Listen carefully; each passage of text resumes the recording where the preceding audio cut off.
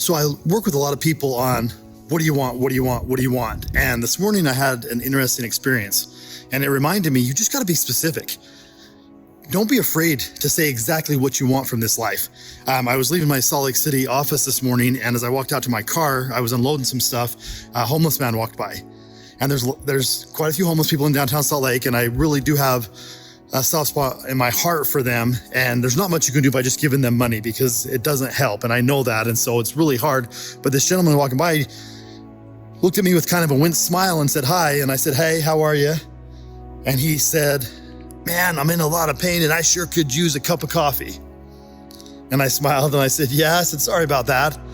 And I walked back into my office to grab a couple more things. And I thought, cup of coffee and some pain. I've got some ibuprofen and I've got a Keurig. I want to make that dude a cup of coffee. So I hurried and, within 30 seconds had a hot cup of coffee in my hand, and I walked back out and he was at the end of the street heading back towards the park. And I yelled at him and he turned around and the look on his face when he saw the hot cup of coffee, I said, man, here's your coffee.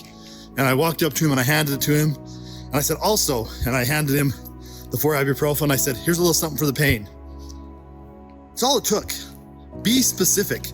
If he would have been sitting down begging for money, probably wouldn't have got anything. But he said 2 very specific things: hot cup of coffee, and I got a little bit of pain going on. I happen to have a pretty quick solution for both of those for him. And so the universe delivered.